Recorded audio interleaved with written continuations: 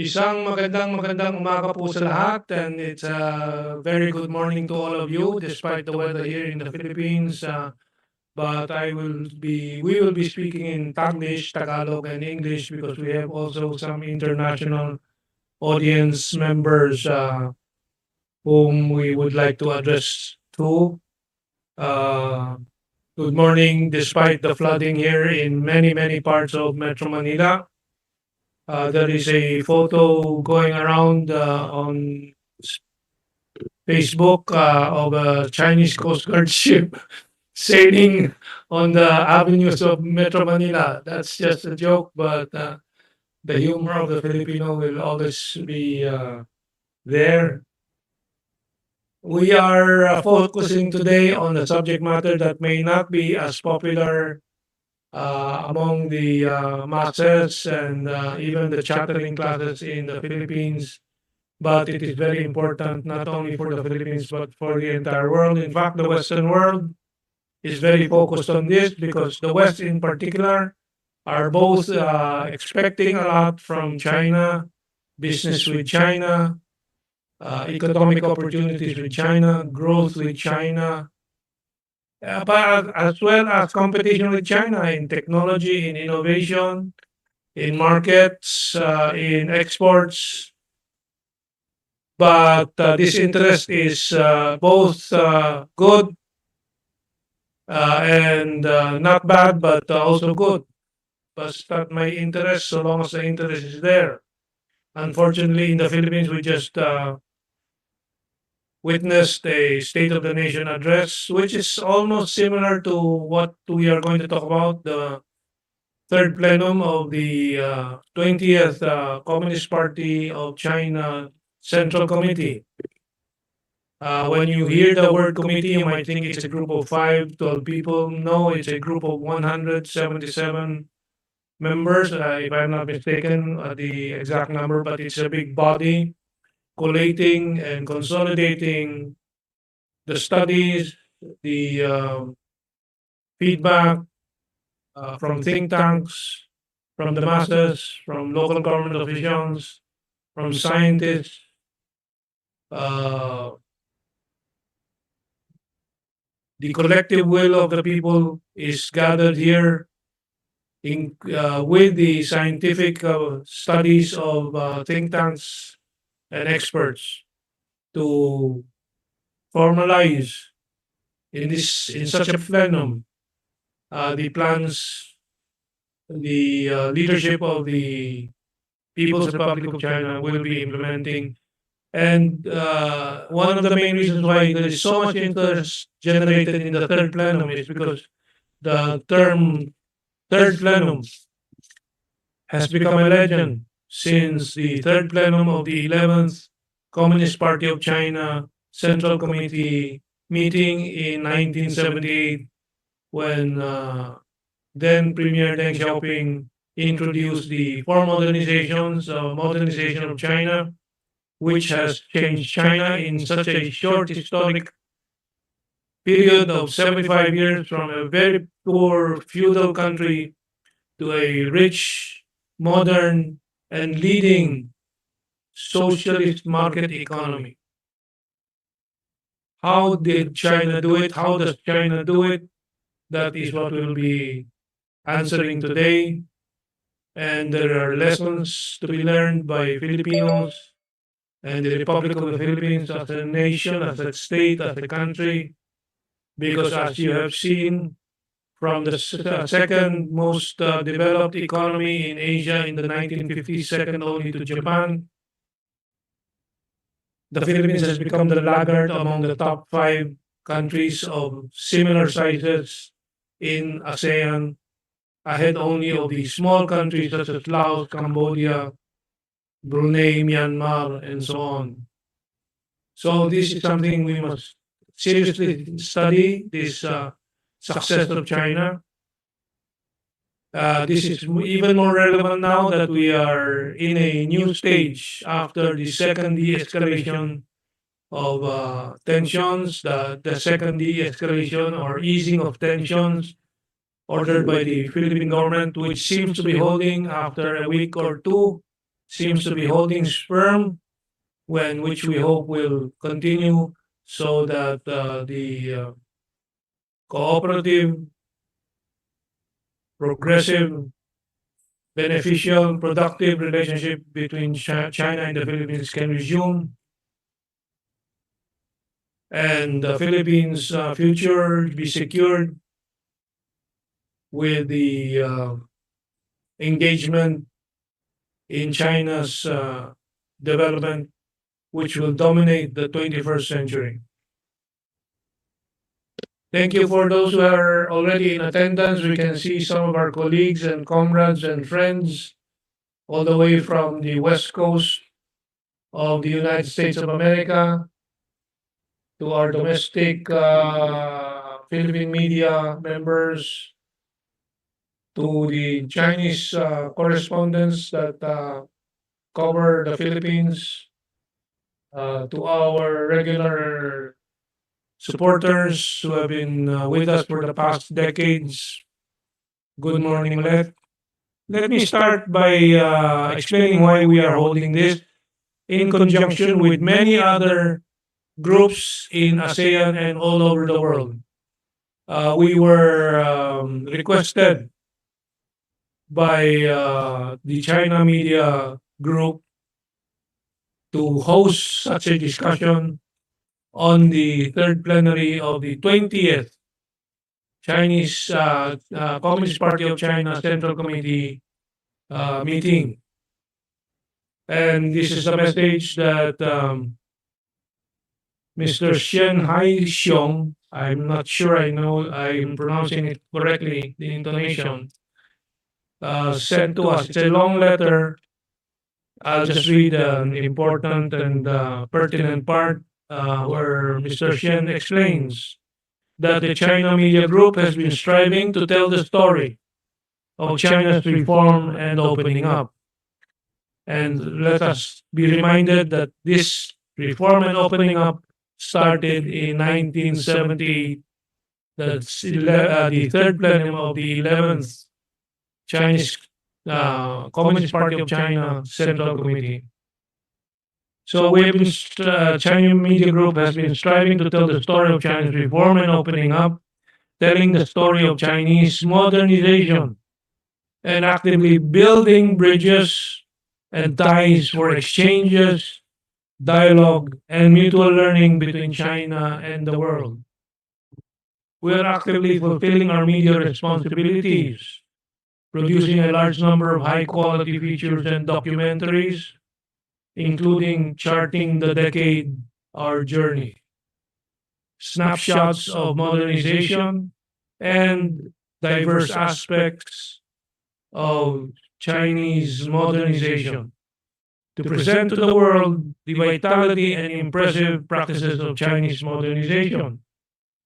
We actively promote cultural and people to people exchanges through brand projects such as the China Media Group Forum, the China Media Group Media Partners Mechanism, and the Opportunities in China Global Media Dialogue. Promoting exchanges and mutual learning among civilizations, and establishing platforms for collective wisdom and discussion. We are actively expanding our international circle of friends, collaborating extensively with cultural institutions, international organizations, and think tanks from various countries, jointly exploring and sharing the global opportunities arising from China's deepening reforms in the new era, and contributing greater efforts to achieve a world of peaceful development, mutually beneficial cooperation, and shared prosperity. Ladies and gentlemen, friends, those who work will succeed, and those who walk will arrive at their destination. We look forward to engaging in frank and deep exchanges, working together with shared missions and responsibilities to jointly promote the building of a community with a shared future for mankind, and create a better future for human society. So that is a message that I took from a very, very long letter from Mr. Shen, the chief of the China Media Group. And I think the resounding spirit of the message is China wants to build a better human community, a better global community. I think the underlying important message there too is that China is not seeking hegemony. I think we have all encountered already the one of the slogans emanating from China: "Win-win." Uh, Win-win relationships and projects between nations, between China and the rest of the world. I'll ask, we also have, of course, Kado Paglinahon with us today, as well as Mauro Samonte, who will be zooming in from his dialysis session because he has a regular dialysis on this day, very early in the morning. I wonder if we can project Ka Mauro on the screen while Kado is preparing his coffee. Okay. So you must understand, everybody here is in a sleepy mode because of the very, very chilly weather and the damp atmosphere from the typhoon. But anyway, Mauro is not yet on the screen. As soon as he gets on the screen, we'll try to project him for the audience to see. But let me go to Kaado for some reflections on the message from Mr. Shen of the China Media Group. Kaado, are you ready? Yes. My paper today is entitled Xi Jinping Thought Guides China's Third Plenum. In the preparation of this very difficult task, because we Filipinos approach our concepts from the Western perspective and from a perspective of liberal democracy. My intention today is to try to explain the process in a layman's term in the manner that I myself went through preparing this paper.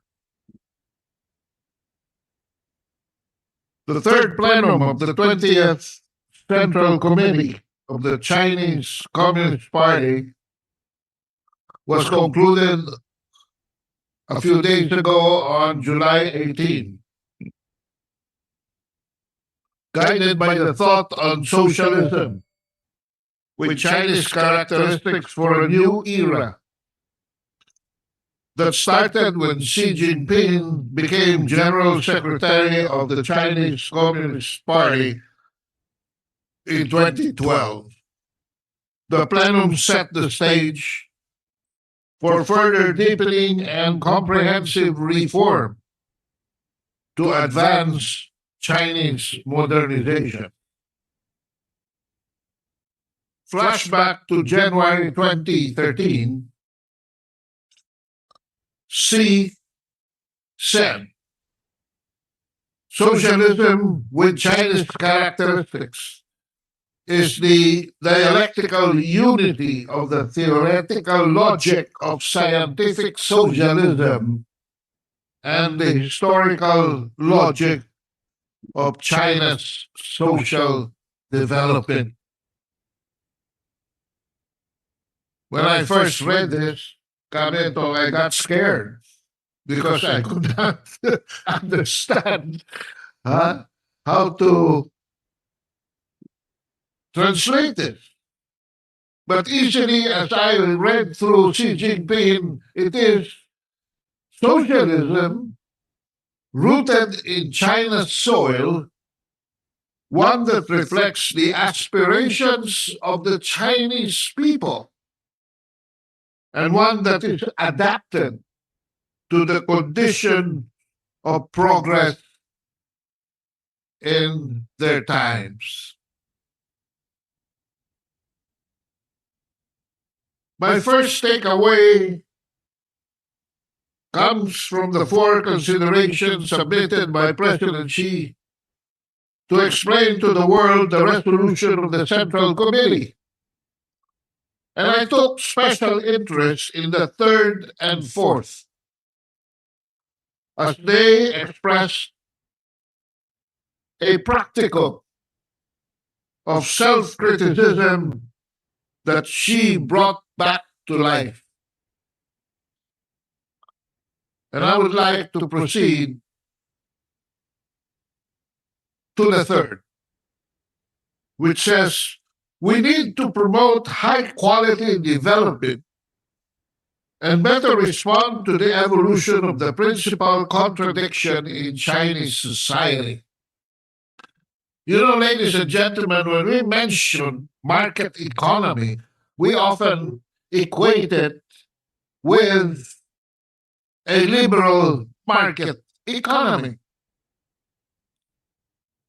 That is what's making this whole thing hard to understand. But let's read on from where Xi Jinping is departing from or coming from. At present, he said, unbalanced and inadequate development remains a pronounced problem in promoting China's high quality development. And if you understand the philosophy, the Marxist philosophy that underlines the culture of China, this is where one criticizes oneself when one puts up a thesis and a contradicting antithesis to come up with a synthesis. In journalism, this is expressly translated as content analysis. But from the philosophical viewpoint, it gets to the bottom of things. For instance, there is this self criticism that the market system of China still needs improvement. The market itself is not adequately developed. Number two, the relationship between the government and market needs to be further straightened out. Our innovation capacity falls short of the requirements for high quality development.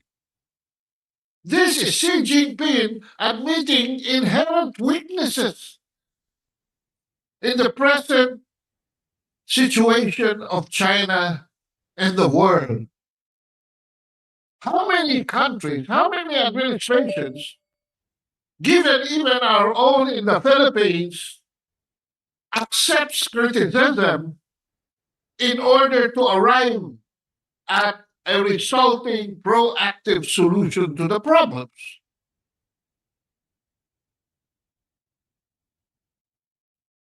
Third, the industrial system, while large in size and extensive in scope, is not yet strong or sophisticated enough, and if I may add, to be able to sustain itself. Fourth, the over reliance on key and core technologies controlled by others, meaning other countries, has not been fundamentally changed. In other words, this is an acceptance that China has already reached the cutting edge and now would like to jump over to the leading edge. Fifth, criticism. The foundations of agriculture need to be further strengthened. Wide gaps persist in development, and income distribution between urban and rural areas and between regions. The regions must be interconnected. The provinces must be fused together, not acting separately, but building a whole of a nation. Number six, weak links remain in improving the people's well being and protecting the ecological environment. This has something to do with a very rich GDP, but translating into a better per capita sharing of wealth. It is a rich country which is still predominantly below middle class in average per capita sharing. In essence, all these challenges reflect the evolution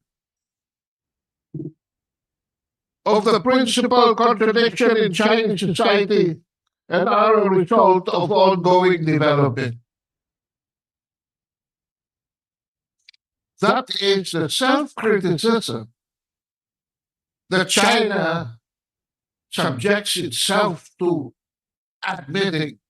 How many of our politicians in the Philippines are willing to do this? Often the problems are kept and the solutions ignored for many other reasons than for the interests of the people. I would like to go to the fourth. We need to deal, according to Xi Jinping, with major risks and challenges and secure steady and sustained progress in the cause of the party and the country. He said, advancing Chinese modernization is a whole new endeavor.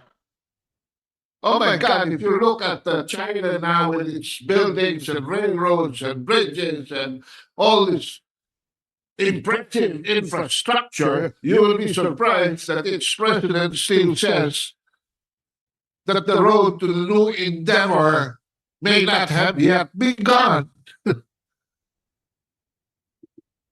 This is classic in the Confucian culture of the Chinese, where the proud dragon repents. In particular, he said, momentous changes of a magnitude not seen in a century are accelerating across the world. Regional conflicts and disturbances keep cropping up, global issues becoming more acute. External attempts to suppress and contain China are escalating. China has entered a period in which strategic opportunities, risks, and challenges coexist, and uncertainties and unpredictability are rising. China, in terms of global security, is not really threatening any other country. Its preoccupation is mostly on economic development and sharing with humanity. But why is it that China's growth seems to have destabilized other nations whose values do not share with China? Geopolitical actors from the United States, European Union, and China have different interests, priorities, and approaches in security key technologies. But the common denominator is that science, technology, and innovation have become increasingly political. Diverse policies have created friction in international networks because they are now driven by national security concerns.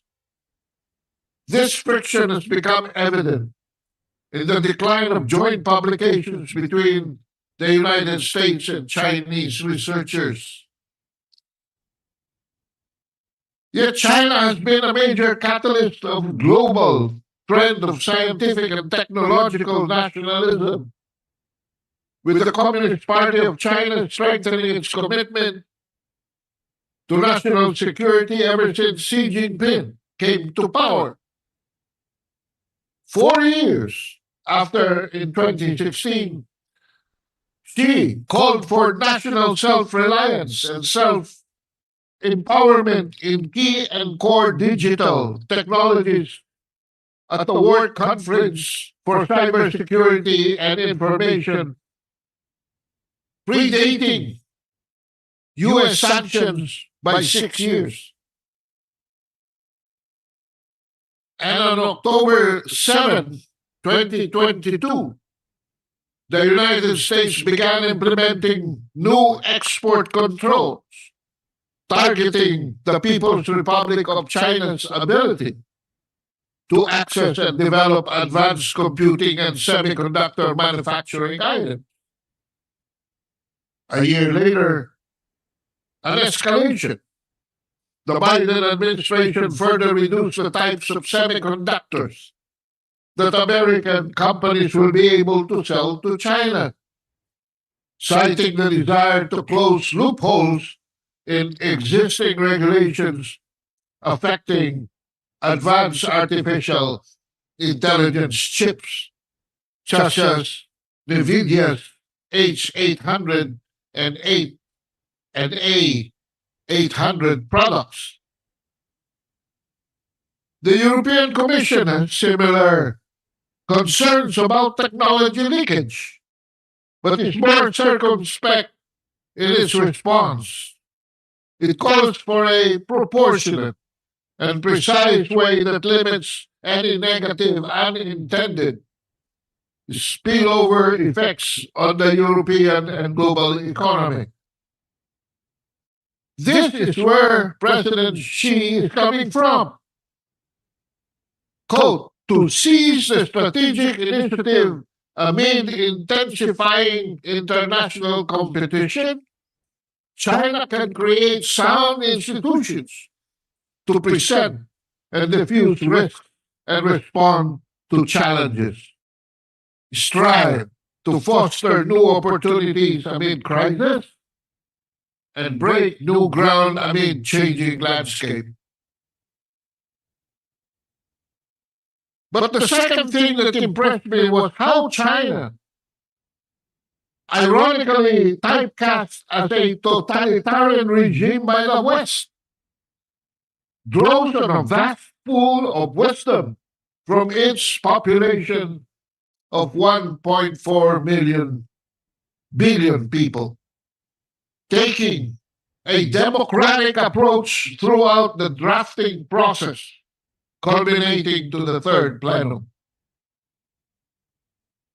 The President reports in November 2023, the Politburo, the Political Bureau, established document drafting group that will be established for the third plenary session under its standing committee. Xi Jinping served as the chief of this group, with Wang Huning, Kai Ji, and Ding Weijiang as deputy chiefs. The drafting work began first meeting on December 8th, and over the past 7 months or so, the group carried out thorough surveys and studies, extensively solicited opinions, conducted debates on major topics, held multiple discussions, and revised the drafts many times. My goodness, the Philippine Congress, you know what's missing? I have noticed that seldom does the Philippine Congress now conduct plenary sessions, precisely because of the slow output coming out for proposed legislations from its different committees. Most of the circus now occurs in the committee hearings by politicians whose main intention is to seek re-election in the forthcoming 2025 midterm. In drafting the document, focus on the following priorities was used. First, and this should be a learning grid for our government officials in the Philippines. First, principles were laid down adhering to, excuse me, and ensuring the right political orientation on the basis of reviewing and applying the valuable experience China has gained since the launch of reform and opening up in the 1970s up to the current endeavor to comprehensively deepen reform in the new area, in the new era.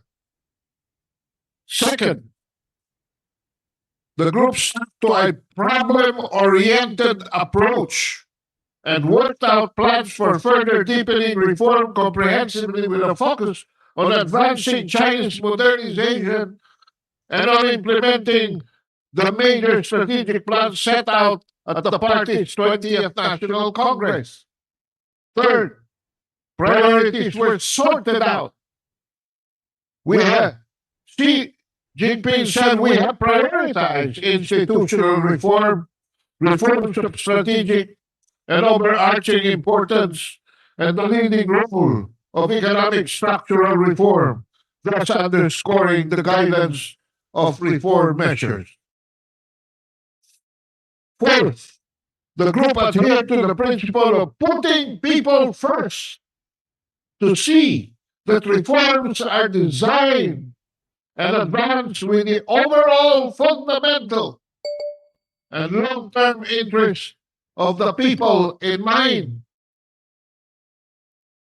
Fifth, overarching, integrated, and systematic plans were made to ensure that reforms in the different sectors work in concert, a process of integration and producing desirable results.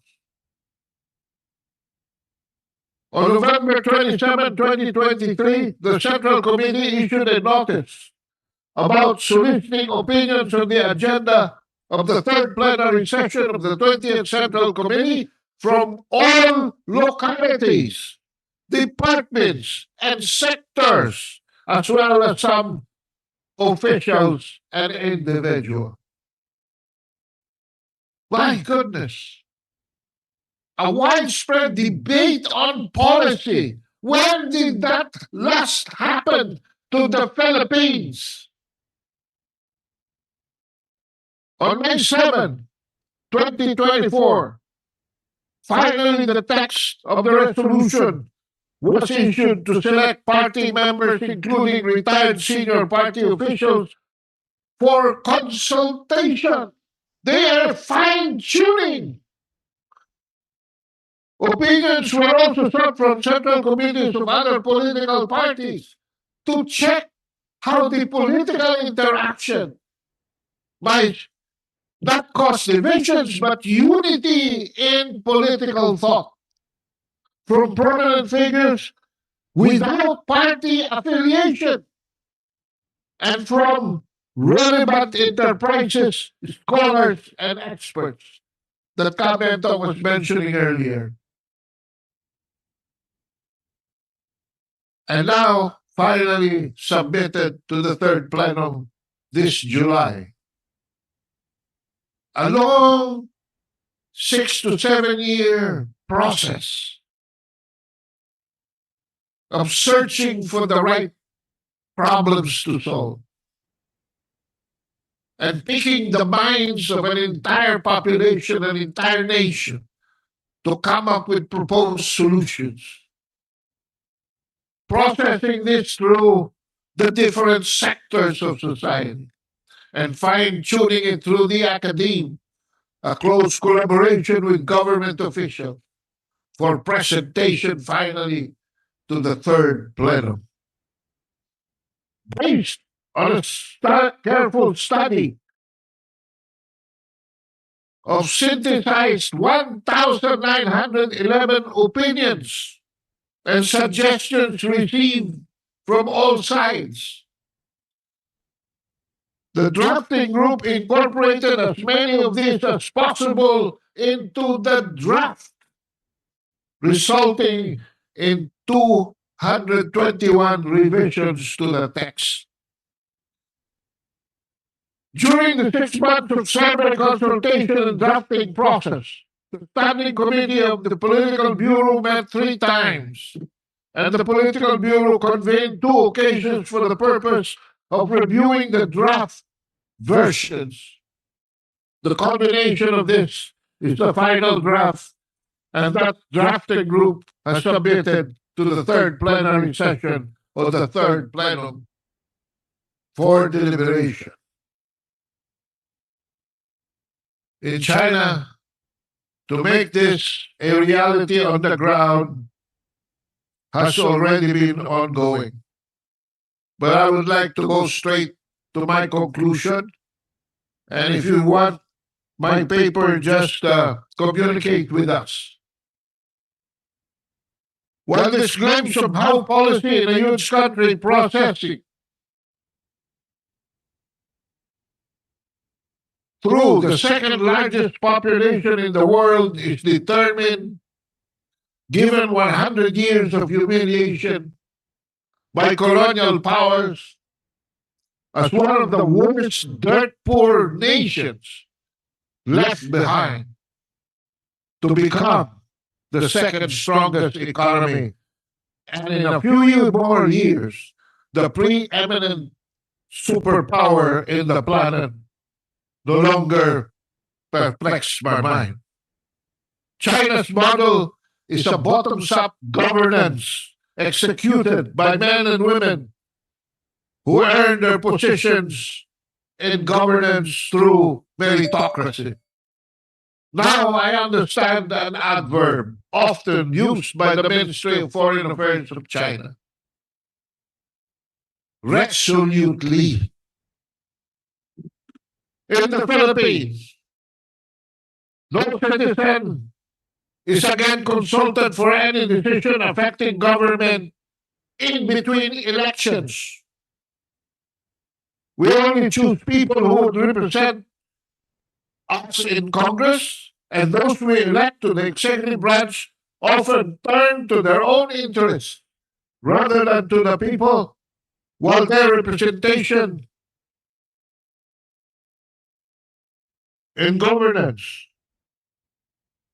in cahoots with privileged few in the private sector, bathes in power and feasts on the resources. I am no longer amazed at how China, with a population 12 times that of the Philippines, can liberate 800 million of its people from abject poverty in 30 years. I am no longer surprised at how this closest neighbor to us can guide another neighbor, Indonesia, to becoming the 10th largest manufacturing country in just 10 years of mutual cooperation. An experience that can replicate in any of the more than 150 countries that have so far signed up with China's Belt and Road Initiative. Unfortunately, ladies and gentlemen, the Philippines has not even joined the Belt and Road Initiative. And we have our own self-inflicted problems with China. This is a lesson, not only for our times, but throughout history, that we can look back to and look forward to, because China will definitely achieve its objectives in modernization, despite the other superpowers trying to prevent it from doing so. Why? Because its power rests on its own people, and its determination comes resolutely. Thank you. Okay, we can open the floor to questions while we check with Mauro Samonte if he's ready to share reflections on what Ado has presented and what he has prepared for discussion today. Either he or I can follow Kado, but let us check with Mauro first, who is in his dialysis session. Can we now communicate with Mauro? Yeah, Nisa seems to be ready. You can start na, Mauro. What's your response if you have any, or you want to start with your thoughts already? So can I speak now? Yeah, sure. Go ahead. Am I okay? Uh, First off, apologies to the audience for the impropriety of my get-up, of my situation. I'm tied to the in my dialysis session this morning, uh, but it's good to be part of this event. I am humbled, however, by having to state opinion on a great event in China, which is the third plenum of the 20th Communist Party of China Central Committee. I wouldn't dare uh, in my weakness to try to fathom the visions and wisdom that the third plenum has accomplished, as passed on to me by a copy of the communique uh, prepared for the occasion. My one single concern about the third plenum is whether the burning issue of the dispute between the Philippines and China over certain areas in the South China Sea has been covered in the third plenum, in the deliberations in the third plenum. Uh, I've gone through the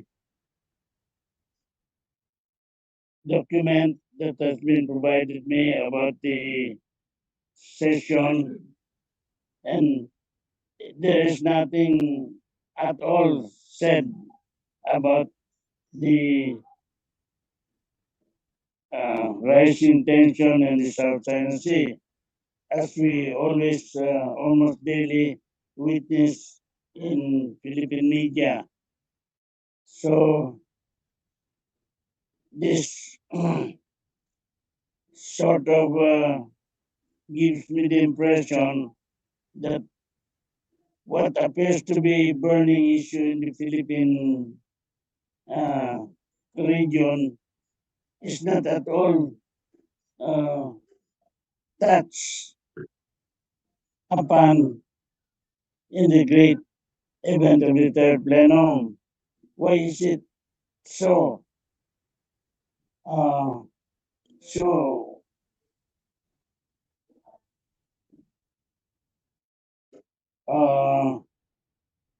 right before the uh, issuance to me of the document, President Ferdinand Bongbong Marcos Jr. has been on a twice standing ovation event, which is this his Sona, and in that instance, he declared that the West Philippine Sea is not a figment of the imagination, but a reality of the Filipino people. So, what impresses me here is that what we consider as a burning issue in the Philippines is not even touched upon in the great event of the third plenum of the Communist Party of China Central Committee. It becomes clear that all this brouhaha about the what's being passed on by the United States as China Philippine conflict over the West Philippine Sea is just is what is actually a pigment of the imagination of America. There's no such conflict as far as Philippines is concerned. Otherwise, that would have been a subject of the third plenum. The fact that it has not been mentioned at all, the Philippine China conflict, which is a daily milieu of the Philippine media, uh, means that there is no conflict existing between China and the Philippines. So we are being waylaid by America into believing that we are at war with China, which is, in fact is not a reality. That's my one single concern about uh, dwelling on this topic. Otherwise, I would have withdrawn, me not being as intellectually gifted as you, Kamentong or Ado. All my one single concern is to clarify to the people that China is not on a warpath with the Philippines. All this that is transpiring in the Philippine media about Philippine Coast Guard vessel being harassed by China Coast Guard uh, are just must be, as Kamentong has pointed out, just a pigment of the imagination of Raymond Powell, who has been doing all this propaganda against the Philippines in furthering the war designs of the United States. Uh, so, if China hasn't touched at all on the conflict between, on the incidents of harassment so-called by China Coast Guard of Philippine Coast Guard vessels, then there is no cause for alarm about uh, the outbreak of war between China and the Philippines. Uh,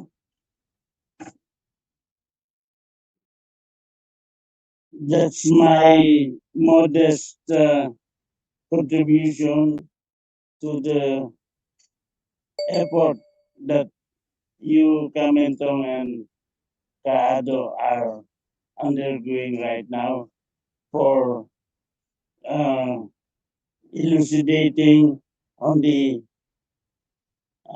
historic impact of the third plenum of the CPC. Uh, thank you for giving me this occasion to be part of your effort, and I'm open to answering questions if there are any. Okay. Thank you very much, Ka Mauro Samonte, artist, a film director, film scriptwriter, columnist of the Manila Times, currently author of several books on history and literature materials.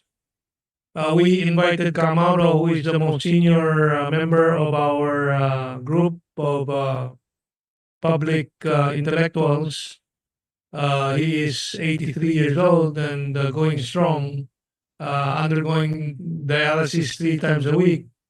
And he continues to write on these geopolitical and Philippine China US relations issues regularly in the Manila Times. Thank you very much, Kamauro. We'll get back to you with questions from the audience. Just like to read some early feedback from the audience. For example, from Mayaku Chu Doko, greeting us all here. Jesse P says, may your messages be heard and understood by many of our countrymen. Thanks, GTNR, for your work and dedication for giving us information to discern properly what is our situation. Hazel is greeting everybody here. Fernando Rosales, BJ Wakin or Wakin, DW Lingayen or Lingayen. In the 1920s, Hollywood made more movies depicting China as a poor man of Asia. But after 100 years, China is becoming the richest country in the world. We also have Rosary Around the World here from California, USA. May Sughiros, Ka Mentong, Laurel, Ka Ado, and Ka Joshua, Ka Daniel Long, watching from California, USA. Maybe we can get the other feedback a little while in a while from June Loero, Radio Ilongo from Iloilo City. Okay. If there are any questions, Ka Joshua, that we can respond to at this point? In the meantime, I will read my prepared paper for this occasion. The meaning of the 20th CPC Central Committee Third Plenum for the Philippines.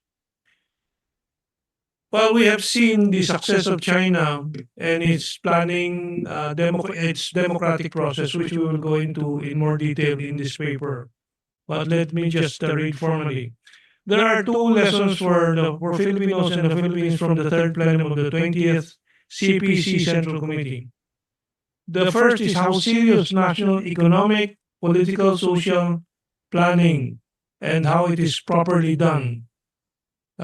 Being properly means you need the requisite political system to ensure effectivity and success.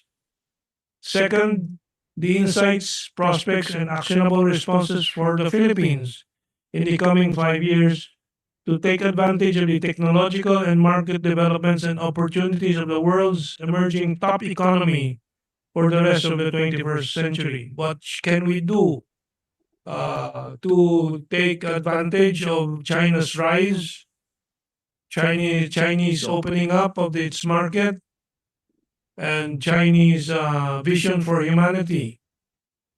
The third plenum of the CPC Central Committee meetings have become legendary ever since the People's Republic of China demonstrated the effectiveness and success of its holistic democratic system in the 75 years of China's socialist revolution.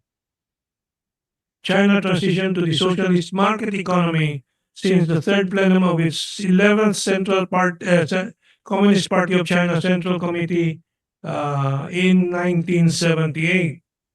All of the 40 years later that followed, every quinquennial third plenum is eagerly awaited by the world to read what China has in store for the global developments. This year's third plenum holds even more meaning as China ushers in changes, quote, not seen in 100 years, unquote, from President Xi Jinping. The world community transitions from the Western dominated unipolar world to the truly global community of multipolarity. China's holistic democratic system is at the core of its success, consisting of an ideologically, intellectually guided political party and leadership, unlike the Western electoral liberal model, with parties that are moved primarily by profit motive and uses ideological intellectualism as fig leaf, which is the system that the Philippines has adopted and continues to practice today. Thus, the spirit of China's democracy is genuinely dedicated to the people, while the Western democracies have the anima solely for financial gain. This fundamental difference is the reason for China's effectiveness in achieving people's prosperity. China's success in achieving its people's prosperity in the historically unprecedented short period of 75 years may be expected to be replicated on the global scale in a similarly short period of time if lessons from China can be applied in a multipolar world of democracies allowed to evolve freely. Focusing now on the just concluded third plenum of the 20th CPCCC, we note that its four-day discussion centers on key reforms and goal setting in internal and economic governance and development. The resounding words from the third plenum of the 20th CPCCC are further deepen reform, high quality economic development, all around innovation, and new era. But its concluding output, its communique contains a myriad of details that makes it truly a practical program of action.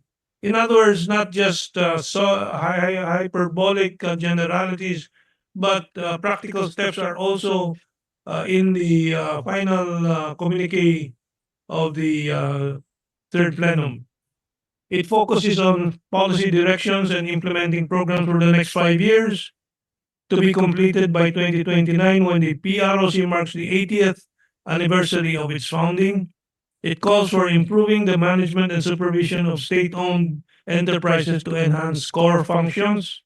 It promotes private economy with laws boosting the private economy, reducing market access barriers, and open national or major national projects to private sector participation, and surprisingly, even in the energy sector.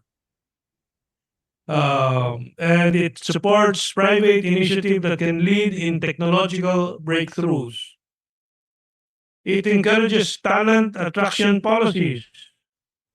Before that, it pushes revolutionary technological breakthroughs in strategic industries such as artificial intelligence, aerospace, new energy, new materials, biomedicine, and quantum technology. It encourages venture capital and private equity funds to the sector, as well as state funds or state funding. It encourages talent attraction policies, including more open immigration and developing domestic scientists, engineers, and innovators with a focus on scientific research. This is something the Philippines should study closely given the potential of our growing young talent pool in the country. One concrete step that other countries are taking, even Russia, such a progressive country, that the Philippines should pick up is the institution of Mandarin classes in the entire educational system to enable our future graduates to enter the talent market of the Chinese economy. Foreign investors' rights protection and expanded list of industries open to foreign investment in telecommunications, education, and healthcare. It has loosened restrictions on foreign investment access in the manufacturing sector, attracting Western manufacturing companies which is succeeding in attracting these Western companies because of the supply chain advantages in China and the other advantages such as low cost of energy and so on.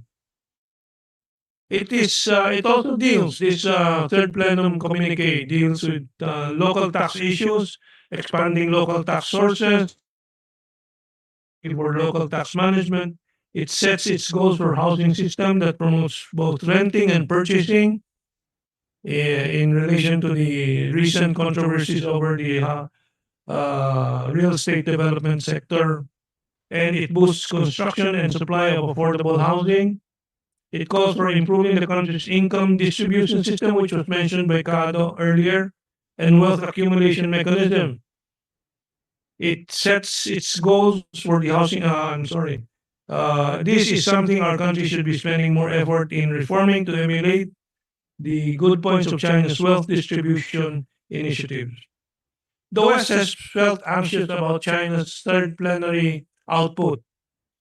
Looking at the reactions of the West as expressed by its mainstream media and its politicians, the anxieties are obvious as China is taking the right path to greater self sufficiency in technology and innovation, hardly reassuring for the Western competitive impulse seeking to impose trade wars. China stronger internally and thereby preparing for whatever external shock the West may be seeking to impose on it. On the other hand, this is good news for the global majority, where China serves as the counterbalance to Western pressures on the emerging economies. The Philippines prospects in the current de-escalation mode. I see more positive future for Philippine-China relations and for the Philippines.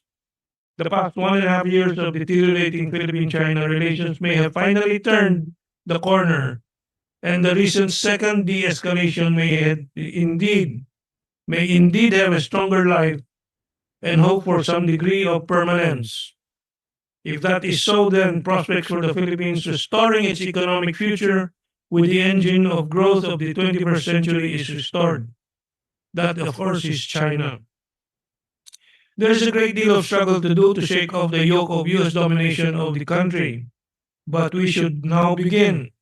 And the first goal after the de-escalation holds firm is the revival of the Philippine-China oil and gas joint venture in the Reed Bank or Recto Bank. Other vital infrastructure projects must be resumed, such as the revival of the Bicol Express, the launching of the 1,100-kilometer Mindanao Circumferential Rail, and more. Current projects such as the Kaliwa Dam should be facilitated and accelerated. So with that, I end with a positive hope for the immediate months ahead in Philippine-China relations and in certainly in the years ahead. If the de-escalation holds and we restore the normalization of Philippine-China relationship. At the same time, it should be noted that in the past 6 months, Vietnam had overtaken the Philippines as the top supplier of bananas to China. This happened in the course of this 1.5 years of deteriorating relationship between the Philippines and China. We hope we get back into competition.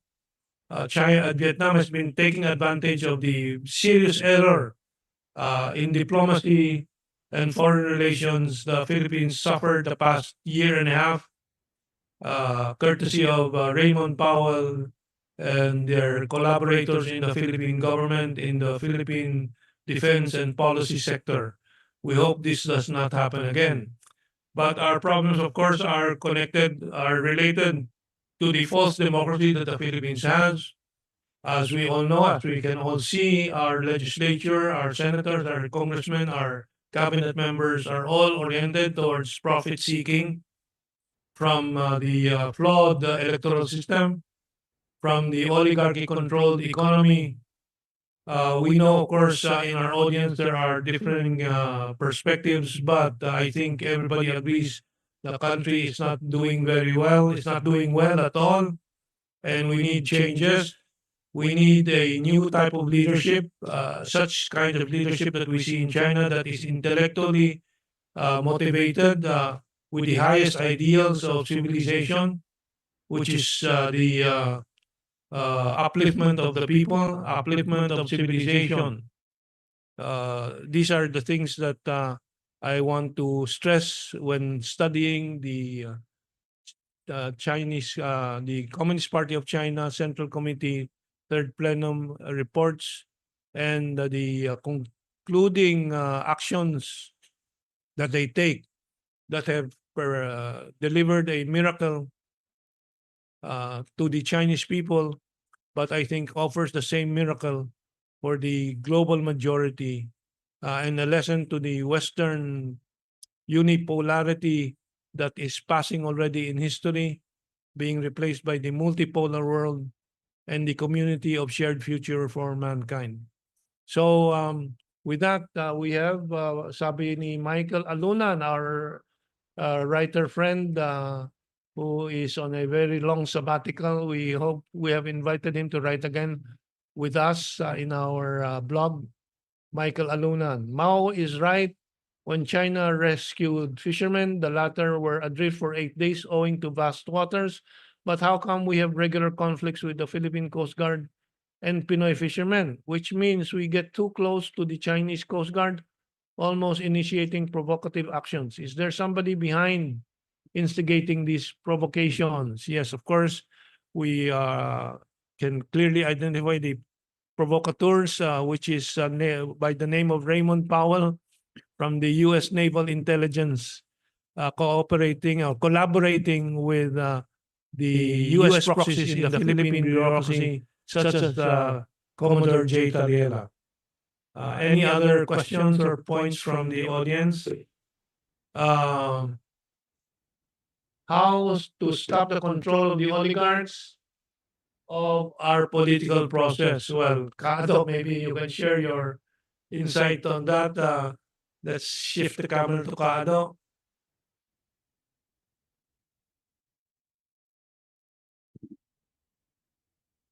Uh, Responding to the question, I go back to my references on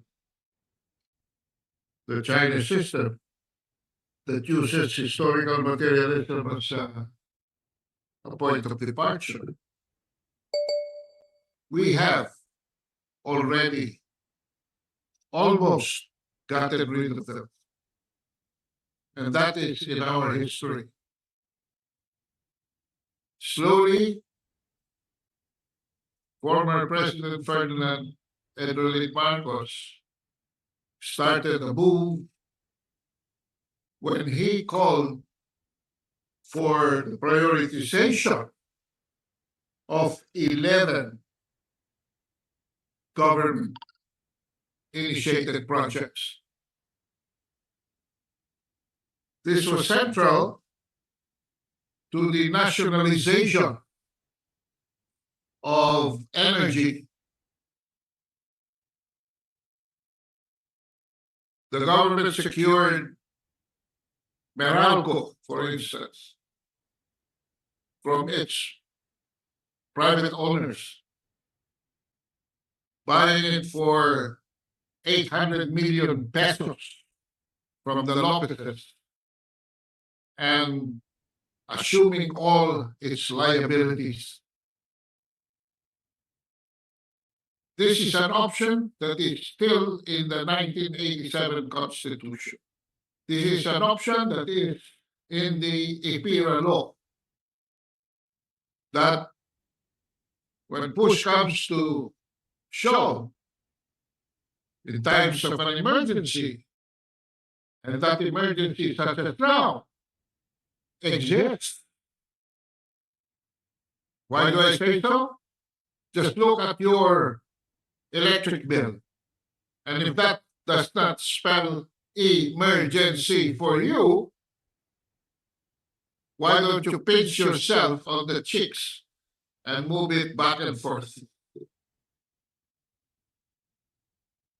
How did Marcos do it?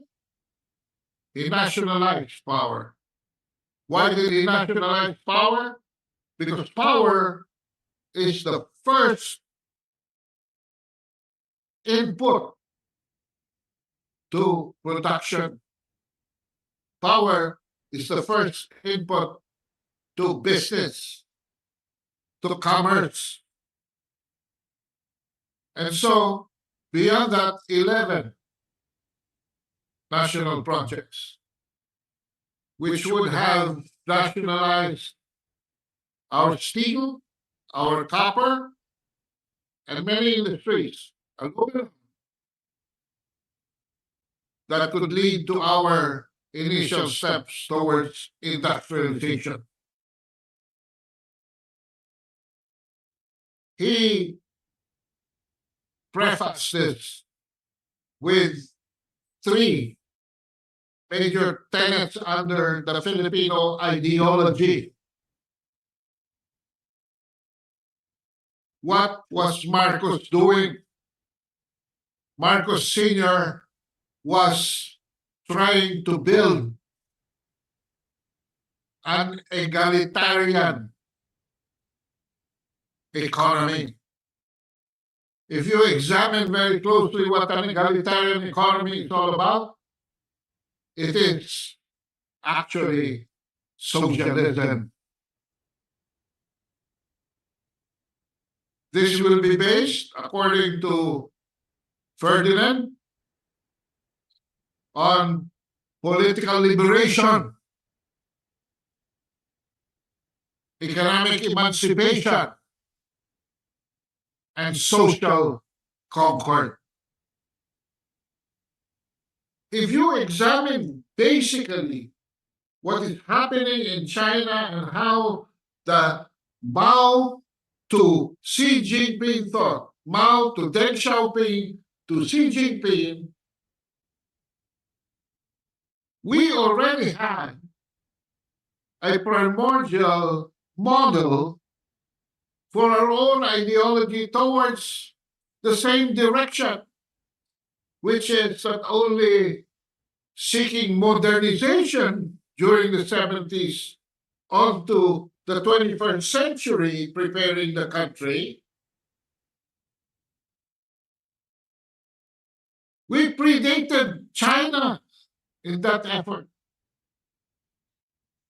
Unfortunately, the politicians had sabotaged this.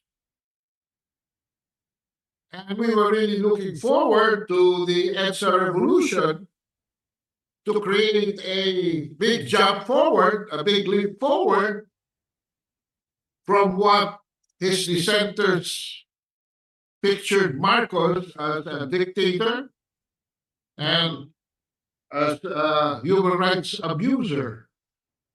We love to double on this perplexing inferior values that are basically individualistic and forgetting what is for the common good of an entire country, of an entire people. And so what did EDSA give us? Everything that Marcos nationalized, EDSA counter-revolution, privatized, liberalized, regularized towards globalization, towards the transfer of national assets back to the hands of the oligarchy. And to answer that question, comment on, in order to proceed to the next question, I would just say that we can repeat that history that was favorable to the masses, that was favorable to the national interest of the Philippines. We can do that. If we did that already at some point of our history, we can go back to that again. But unfortunately, not under the sun of further, because after 2 years of stupor, his only achievement is that of his vice president that he appointed as education secretary, and nothing else.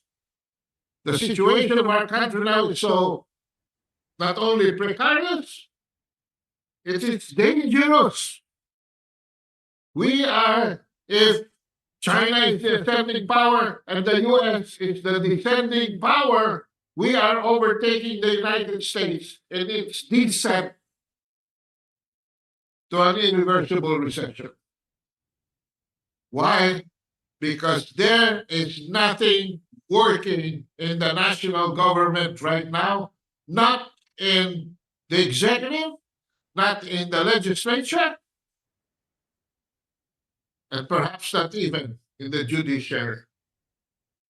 The only thing that we got from the president in his third State of the Nation address, which I call really a state of no achievement, SONA,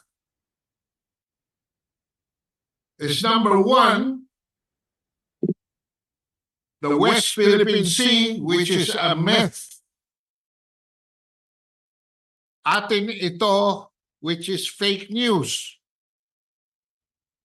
And exemplifying the misunderstanding of our government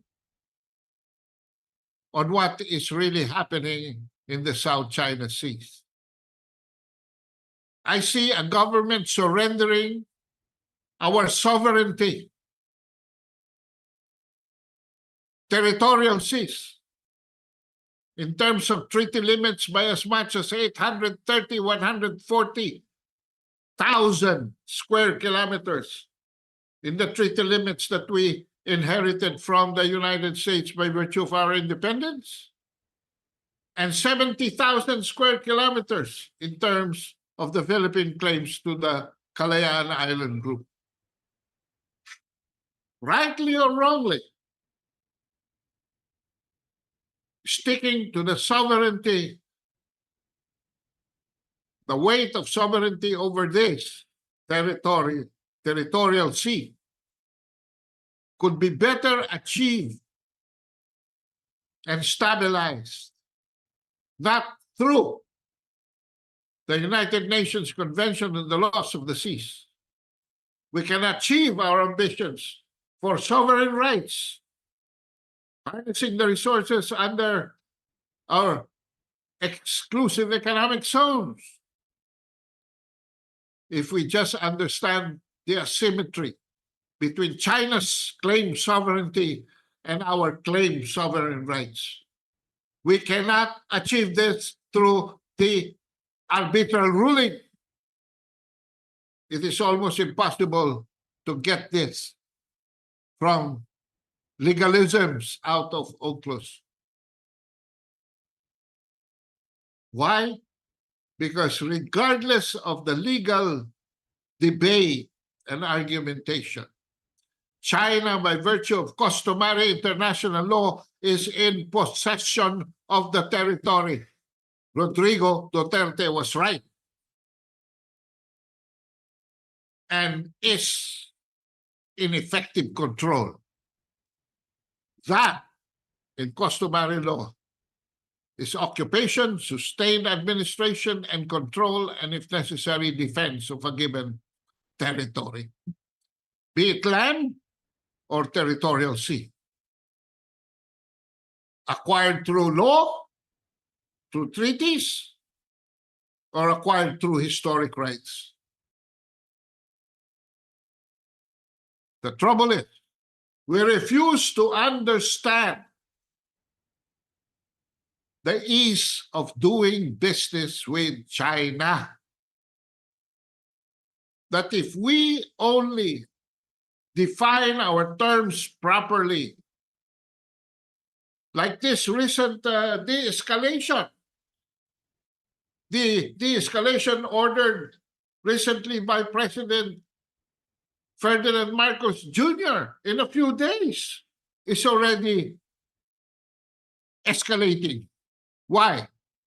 Because out of a simple meeting, bilateral meeting, when we get out of the room, we still stick to our dogmatic definition of terms that does not conform with what was taken inside the room. And we even dangle in front of China that we are in good faith. So where will the conflict end? If we merely talk to China, China has already demonstrated in the accommodation to the resupply mission to the BRP Sierra Madre and Ayungin Shoal, and in our administration of the different rocks and features that Ferdinand Marcos Sr. claimed, hindi sila nakikialam doon. They're not meddling with those. What does that mean? That even if China claims sovereignty over those features, if we are just resolute ourselves in seeking cooperation and not provoking conflict, we can get what we want from China. What does China communicate to us when it offered to us 60%, 20% more than what they will get from the proceeds of readback exploration, where they will spend all the money and do all the exploratory work? That our claims for sovereign rights can finally get away from this conflict. That if we just talk to China properly, and if we use diplomacy instead of considerations of national security and false pretenses of Teddy Boy Locsin in defining sovereignty, we will never achieve anything. But if we cooperate, that is the only time when our sovereign rights claim can protrude and be allowed by China in the spirit of shared humanity. Okay. Yep. Can I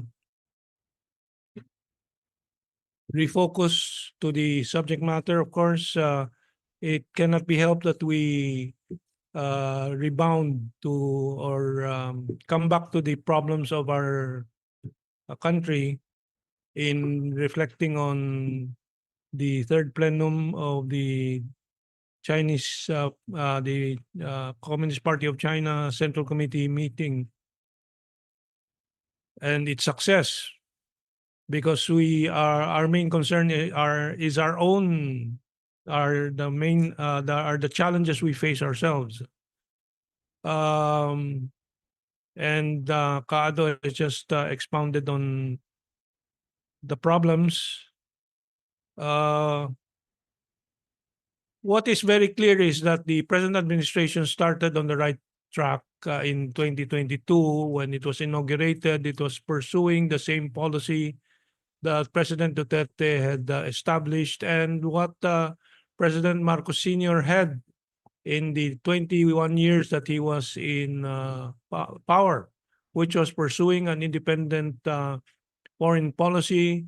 President Marcos Sr. established relations with the People's Republic of China and loosened the control of the neo-colonial power, the United States of America, over the Philippines. But for that reason, he was also deposed by the Americans in 1986. The regime that followed, 30 years of it, under Cory Aquino, Ramos, to some extent, to a limited extent, Erap Estrada, and then Gloria Macapagal Arroyo restored the neo-colonial status of the country. But this was again cut by the presidency of President Rodrigo Duterte, where we saw unprecedented rise of build, meaning new infrastructure that would have set the foundations for the Philippines' economic takeoff. But this was frustrated again when the assertive transparency project of Project Mushu of the U.S. Naval Intelligence Group under Raymond Powell was adopted by President Bongbong Marcos, and now we have experienced 1.5 years of major declines in the economy, in social order, in foreign relations disruption. We hope this second de-escalation or easing of tensions is not too late.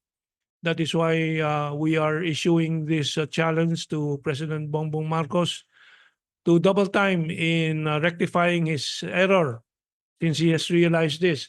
The reason why I am giving the benefit of the doubt to President Bongbong Marcos on this matter is that he apparently has imposed some degree of discipline on the loose mouths of the U.S. proxies in his cabinet. Joshua, can you put on the Gibo Teodoro slide? That's the last slide from the last one. There. So you have Gibo Teodoro humbly coming in front of the public and saying, show me again, let me see. Let's show the audience again. And saying that Gibo Teodoro is hopeful. She's saying that he's hopeful about the new hotline. And this is in distinction, this is distinct from what the private sector proxy of the US is saying. Justice Carpio is saying he is not at all optimistic about the hotline. Carpio is saying that the hotline is useless. And Carpio lies that the hotline that was previously established between the Philippines and China was not availed of by the Chinese side, meaning the Chinese side never answered calls from the Philippine side. That is an outright lie, because we have evidence from the statement of Commodore Tadiela just last year that it was the Philippines that refused to sign the Memorandum of Understanding in January 2023 when President Bongbong Marcos visited President Xi Jinping in January. One of the many memoranda of understanding was the revival of the hotline, Coast Guard to Coast Guard hotline between the China and the Philippines. And Tariela proudly said that the Philippines did not sign it. So also in February of 2023, when President Bongbong Marcos adopted the assertive transparency, the Chinese embassy friends of ours were in panic because none of their calls were being answered by the Philippine side at all levels, from the low levels up to the Department of Foreign Affairs level. No responses to any of the calls from the Chinese embassy, which was at up to the first week of February, believing that everything was normal. Suddenly it changed. So the disruption is caused by the interference of the United States of America. And that is why we cannot have an intellectually, morally independent, free, and dedicated to the people leadership in the Philippines, while American domination is still accepted by certain powerful sectors of our society. If our elections is to have any meaning, we have to get rid of the American influence first in our elections. And there are doubts that have been raised about the COMELEC's selection of its contractor for the counting machine. There are doubts raised by the failure of the very popular and much vaunted hybrid voting system. So there are all these betrayals that are still facing us. All this can be overcome by right leadership at the top echelons of the country's political system. We have seen the restoration of some degree of rationality again with this de-escalation. We hope this will prosper and will continue and become a full-fledged rebound after seeing the gravest error that they committed in the past year and a half. It must be admitted first by this administration that they erred very grievously, very seriously, very disastrously in this 1.5 years of assertive transparency, disruption of peaceful, harmonious, and productive beneficial relationship with China and the rest of the world. So it has to begin with that. If we are to have the intellectually and morally guided leadership of the nation, anything short of that will fail.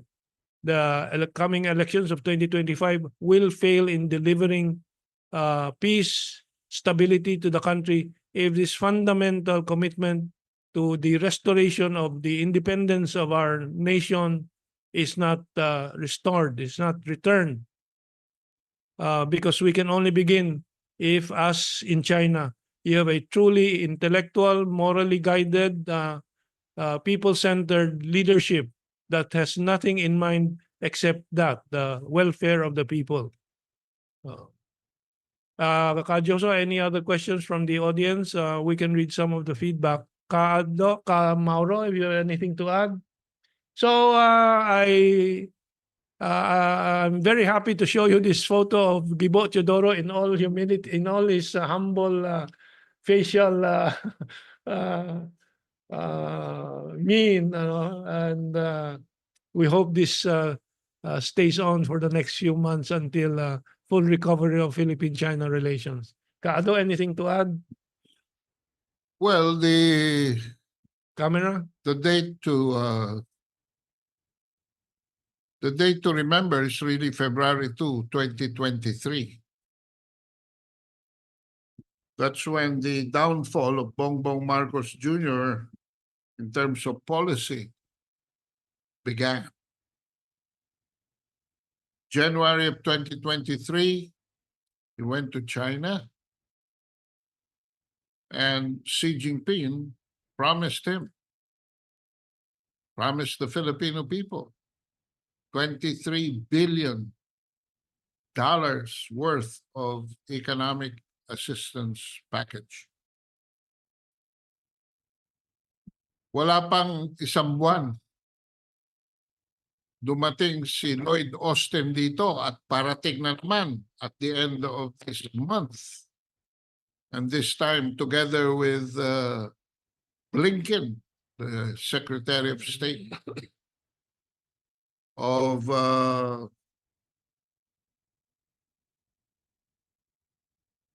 really a lame duck president now, Joe Biden. And according to what I've heard, the Philippines is again signing some agreements with the United States. And this is precisely the problem in February 2, 2023, when Lloyd Austin came over and together with then OIC Secretary, Undersecretary Carlito Galvez, announced that we will have 4 additional EDCA sites. But what was not anticipated was we will have to stop talking to China. And by the Chinese embassy's own admissions, starting February 2, 2023, no calls were being returned to the Chinese embassy from Malacanang or any of the people in our government that they were calling, which led to the postponement of talks on 11 projects. These are very specific revelations, and you can go back the news about this, that have been put on hold before the Philippines first called for the escalation that gave way to the 8th bilateral consultative meeting that was violated. And after the June 17, that's the only time we called for the 9th bilateral consultative meeting. We can't seem to make up our minds.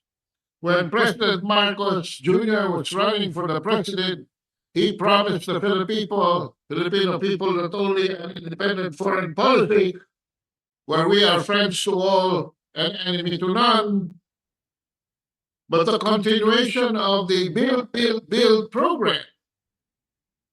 of President Rodrigo Duterte. On to build more. Build better more. Build better more. BBM. China is only seeking for a mandate from the third plenum for a resolution it submitted. But actually, China's momentum towards making this a reality on the ground had already been begun. What does this mean? When Xi Jinping says to build on and further enrich previous party ideologies, this is not meant to be a Western style management by objectives, but by a system of strategic roadmaps towards achieving a goal from historical givens. In other words, it's a build better more, in the words of Bongbong Marcos. But Bongbong Marcos instead said, wag munang atin ito. Ako muna. Ayan ang problema. Diyan nagsimula ang amento. Okay.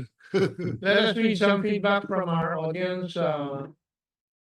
Let me see. Can you sit back a little, Kado? Okay, Marcos is part of the Ilocandia Mafia, AFP and PNP General Staff, halos mga Ilocano, Ilocandia. Lingayan says Kissinger said being an enemy of America is dangerous, but it's fatal to be a friend of America. His family learned from the lessons well when ousted in 1986. Okay, any other feedback, Joshua? Let me just check dito sa pinadala sa akin. There are some who wish to listen, but they're now blackout. They now don't have power and electricity in their area due to the typhoon. They can watch later on. Yeah, of course. Can I read some of this? Yeah, go ahead, please. Okay. DW Lingayen. You already read that, okay. DW Lingayen, the selection of Teddy Locsin as DFA secretary was a big mistake during the DU30's time. The guy was a nutcase. BBBM made a point to visit late Henry Kissinger when he first visited Washington, D.C. His father had close relations with Kissinger during the declaration of martial law. Kissinger said, being an enemy of America is dangerous, but it is fatal to be a friend of America. His family learned their lessons well when ousted in 1986. True enough. Okay, and does anybody in the audience want to say anything? We can unmute some of them who may want to add to the discussion. Okay na? Okay. Okay, with that, we have had an hour and a half of discussion. Any other new questions? There's something here, BJ Walken. Carpio should just shut up, or as he has put the Philippines in a very precarious situation with his arbitration push, which brought our country to suffer economically. Grocery around the world, California, USA, PBBM, Budolman cannot accept the success of PRRD and China cooperations. Ikeda Janet praying for all GTNR. Walking again, BJ Walking again. I reiterate that as long as our leaders kowtow to the Americans, we will never be able to get out of the economic rut that we are in. To them, we are a colony, not an independent country. Also from Oppo A5 to you. Philippines is agricultural country, but still our farmers are poor. What should we do to liberate them? Well, let me contribute a thought in response to this question or point raised. I recall again Henry Kissinger saying, if you control country's electricity, you control the country. If I'm oil, you control the country. If you control the food of the country, you control the people. That's paraphrasing, no? But that is what happened to the Philippines when President Marcos Sr. was in charge. He developed the irrigation networks of the country. He did not charge for the water tapped by farmers from this irrigation system. One of the first things the counter-revolution of Cory Aquino did was to impose a fee on the irrigation water used by farmers. So you can see exactly what the character of the regime that took over from Marcos Sr. was. It was a profit-centered, oligarchic system, government under Cory Aquino that prevailed until until President Duterte entered the picture and canceled again the irrigation fees. I don't know the status now. I have not updated, but that is a very fundamental lesson from history. And now we see ourselves in an agricultural rut. We cannot produce enough for our own people, and we will continue to be very dependent on imports of food, which is going to be much, much more difficult in the at least next 2 to 3 years to come as the global situation, the geopolitical tensions rise, sanctions increase left and right, and the trade of foodstuffs, including rice and wheat, are hindered by all these trade wars and sanctions. And so the Philippines will not be facing a bright future in the food sector, as well as its own agricultural productivity. Ado, you have anything to add there? Uh, China in its approach to agriculture implemented a whole nation system approach. And this is what is precisely the formula that we have to do, we have to adopt. We cannot resolve it by merely regulating the businesses around agriculture. We cannot resolve it by running after the criminals who are engaged in smuggling and hoarding of agricultural products. We cannot merely resolve it through price manipulation. We cannot merely resolve it through giving subsidies to farmers that are mostly using traditional means of production.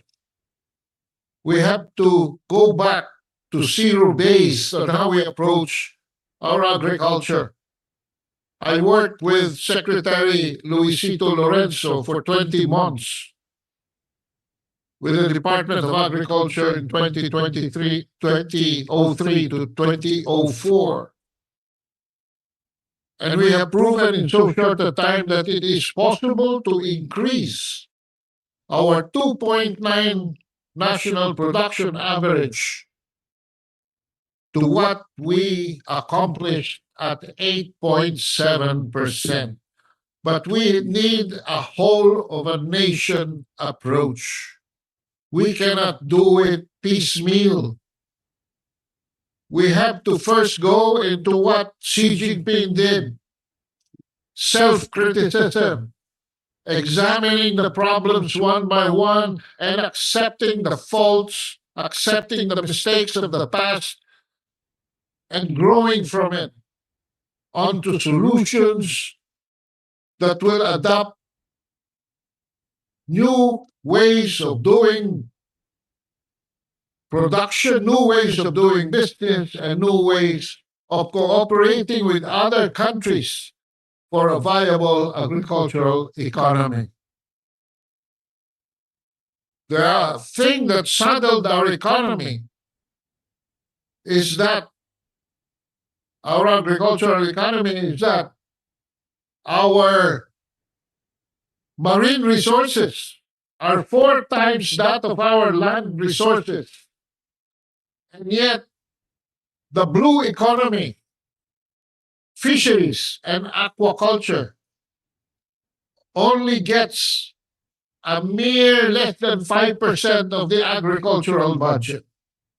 Perhaps we can start there so that we can do our food security offensive not just on a single strategy, but on a two-pronged approach towards creating food for our population.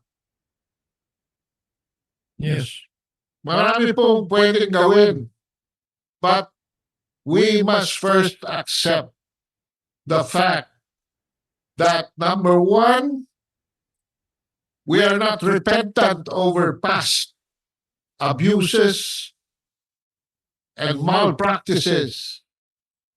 Number two, we may have the solutions, but the people we put in government are corrupt. And instead of doing the problem solving required for the benefit of the greater majority, they follow the president when the president says, "Ako muna, pamilya muna." Ayan ang problema. Well, if I may add now, let us also keep in mind that this problem of self-indulgence of those in power is widespread. It's a major problem. Even in the military, we have been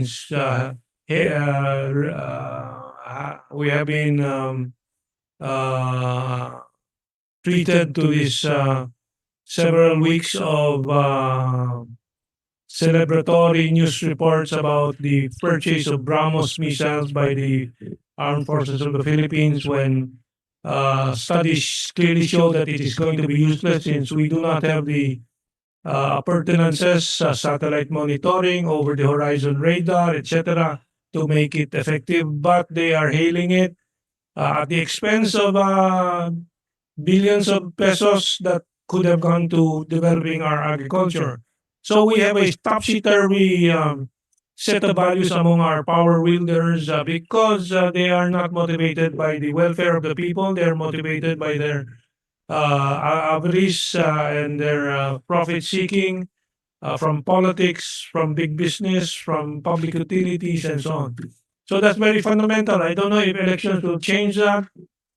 We do appreciate the opposition efforts from the Duterte family and political front that would challenge the current restoration of avarice and greed in our political system.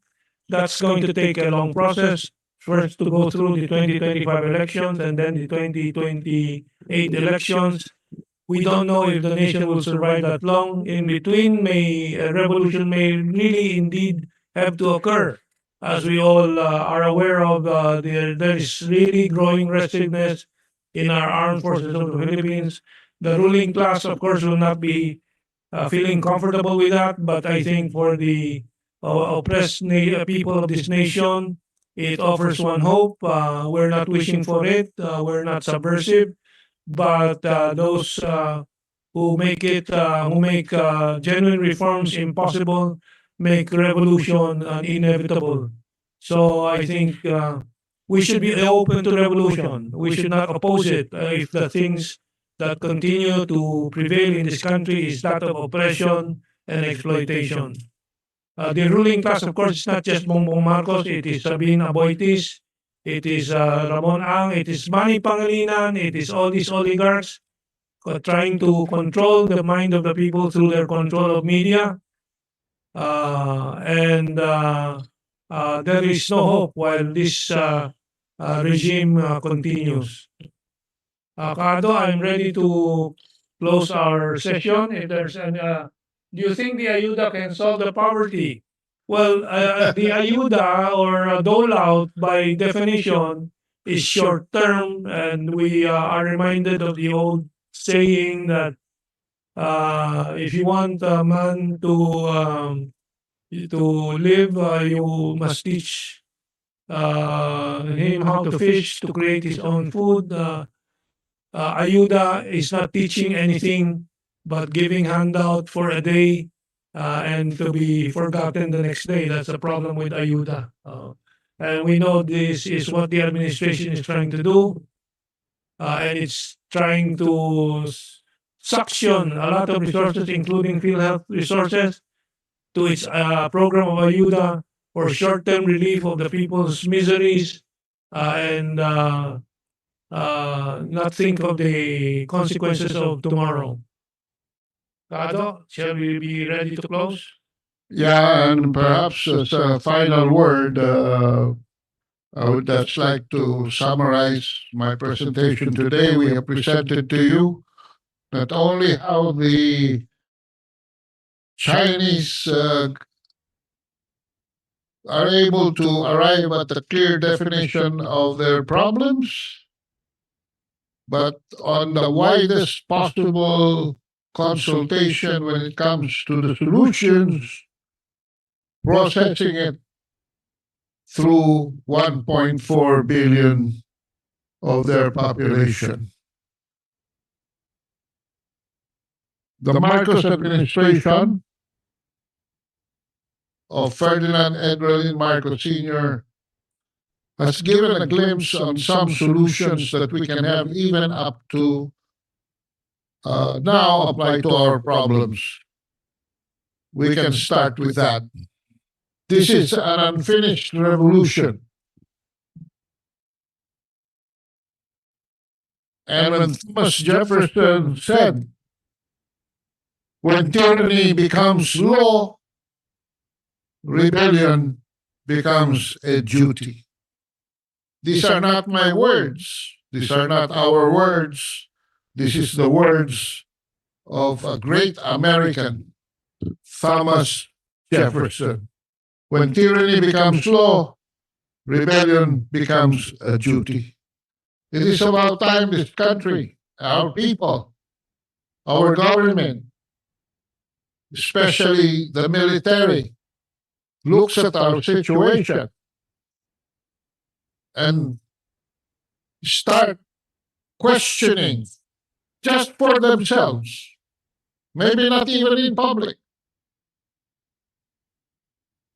and start accepting the fact that our present guidance will not deliver the solutions for the future. We really have to go into a circumspection of our national situation and build on our gains, build better, more. You were on the right track, Mr. President. There's still time, according to Mr. Laurel, that you can go back to track and pick yourself from there and start doing the right things. The model is right across the seas. And China can be our best partner in looking for those solutions. Can you read that? Which That, pinakamabisang solusyon ay daanin na lang sa mabuboteng usapan. Hindi na kailangang pag-awayan ang isla. Ang gera ay para sa mayayaman at may teknolohiya na bansa. Makinig na lang sa kapwa Asyano at malulutas ang problema. Tama po yan. Maraming salamat po. okay, for my final words, Again, going back to learning from a very successful society that is and government, the People's Republic of China and the Chinese society. I'd like to leave these two stories that defines what China is in relation to the economic challenges. When Alibaba became too powerful and had so many plans to expand and aggrandize itself, it was castigated by President Xi Jinping. It was, so to speak, spanked and given a spanking, and it was disciplined. When the real estate developers also abused their financial privileges, the Chinese government refused to bail them out and let them suffer the consequences of their irrational, profligate decisions. That is what China does to its abusive capitalists. I think we would like to see that in the Philippines. We're not seeing that. I think that defines what China is. It is the people's welfare first and foremost, and not money and the powerful moneyed people, which is the case in the Philippines. And that becomes a very vicious cycle that we can't seem to get out of almost, but hope is always there. So let us learn from the very successful, historically unprecedented success of the reforms and modernization and rise of the People's Republic of China from poverty to the top economy in the world and in history. With that, we will close the discussion for today. Thank you very much. It's almost exactly 2 hours.